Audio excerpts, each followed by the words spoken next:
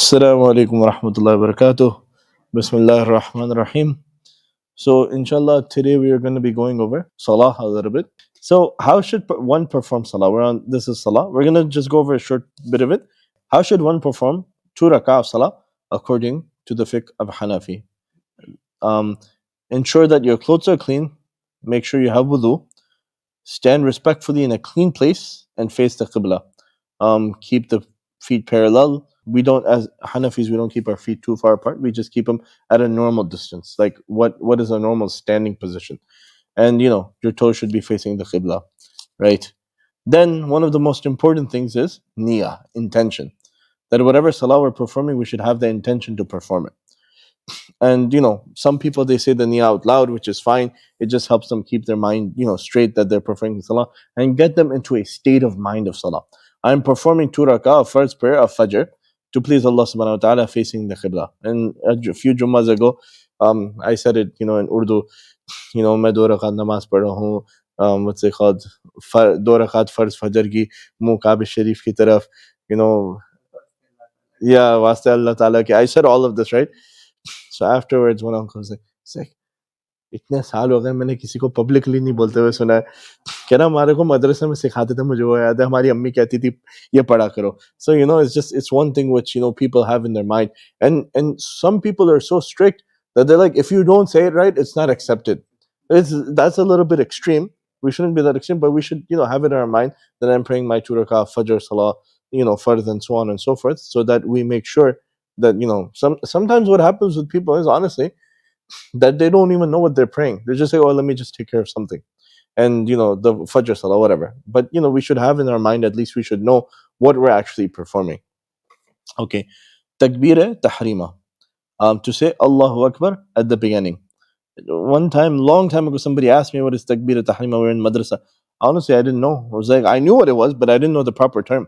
So, after making the niyyah, we lift our hands up, to our earlobes and we say Allahu Akbar.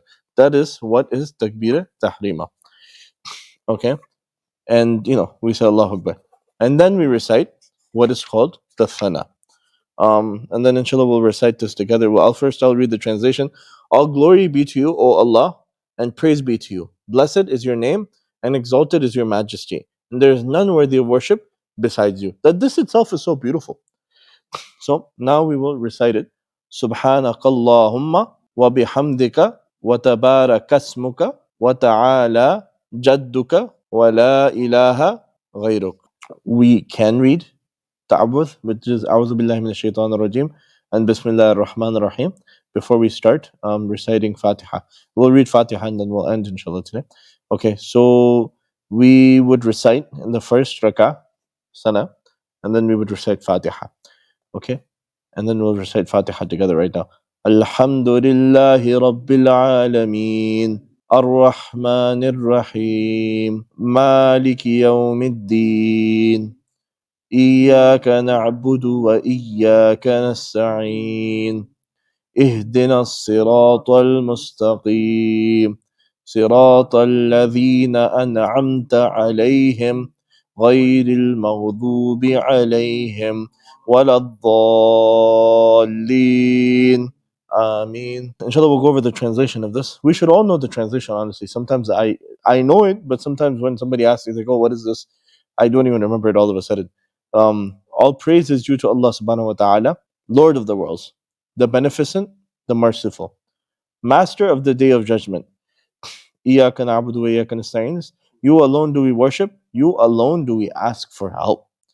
اهدنا الصراط المستقيم. Show us the right path. Show us the straight path. صراط الذين أنعمت عليهم غير المغضوب عليهم ولا الضالين. Okay? The path of those whom you have favored, not the path of those who earn your anger, nor the path of those who go astray. So this Fatiha is also a dua, especially the last ayah.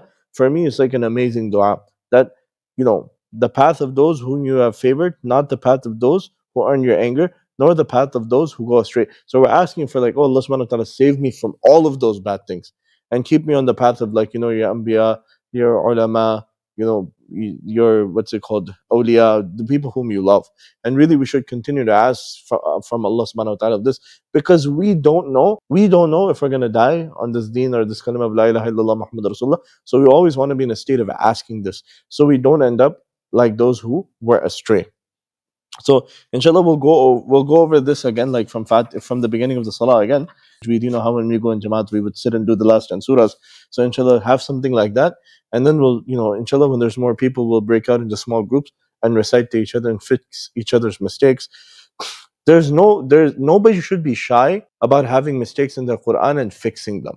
As long as you're trying to fix them, that's good. If you're not trying to fix them and you're like, no, I'm fine, and you have mistakes, that's not good at all. When it comes to our Islam and our Quran, if we don't learn the things the proper way, Allah subhanahu wa ta'ala, through His immense mercy, He may forgive us, but we're not going to earn all of the blessings which we should get. So we should really strive to earn all of the blessings which we can. Why should we lose anything? Why should we leave anything on the table? When Allah subhanahu wa ta'ala is giving, we should take. So may Allah subhanahu wa ta'ala give us tawfiq, may He forgive us for our sins, and may He accept all of our efforts. Jazakallah khair. Assalamu alaikum wa rahmatullahi wa barakatuh.